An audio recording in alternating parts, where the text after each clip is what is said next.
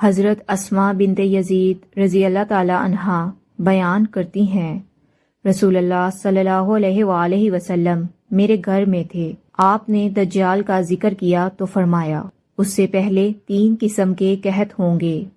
ایک قحط یہ ہوگا کہ اس میں آسمان تہائی بارش روک لے گا، زمین اپنی تہائی نباتات روک لے گی۔ دوسرے میں یہ ہوگا کہ آسمان اپنی 2/3 بارش روک لے گا، زمین اپنی 2/3 نباتات روک لے گی، اور تیسرے میں آسمان اپنی ساری بارش روک لے گا اور زمین اپنی تمام نباتات روک لے گی۔ جو پایوں میں سے کوئی کھر والا باقی بچے گا، نہ کوئی کچلی والا، سب ہلاک ہو جائیں گے۔ اس کا سب سے شدید فتنہ یہ ہوگا کہ وہ اعرابی کے پاس آئے گا تو کہے گا، مجھے بتاؤ اگر میں تمہارے اونٹ کو زندہ کر دوں تو کیا تجھے یقین نہیں آئے گا کہ میں تمہارا رب ہوں؟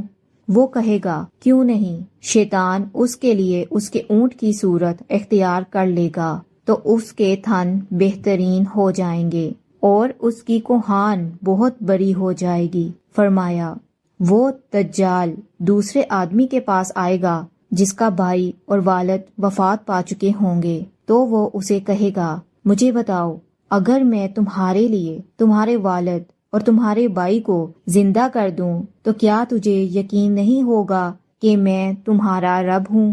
وہ کہے گا، کیوں نہیں؟ شیطان اس کے لیے اس کے والد اور اس کے بھائی کی صورت اختیار کر لے گا۔ اسماء رضی اللہ تعالی عنہا بیان کرتی ہیں، رسول اللہ صلی اللہ علیہ وآلہ وسلم اپنی کسی ضرورت کی خاطر تشریف لے گئے، پھر واپس آ گئے اور لوگ آپ کے بیان کردہ فرمان میں فکر و غم کی کیفیت میں تھے۔ بیان کرتی ہیں، آپ صلی اللہ علیہ وآلہ وسلم نے دروازے کی دہلیز پکڑ کر فرمایا، اسماء کیا حال ہے؟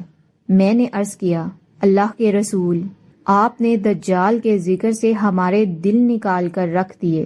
آپ صلی اللہ علیہ وآلہ وسلم نے فرمایا، اگر وہ میری زندگی میں نکل آیا تو میں اس کا مقابلہ کروں گا، ورنہ میرا رب ہر مومن پر میرا خلیفہ ہے۔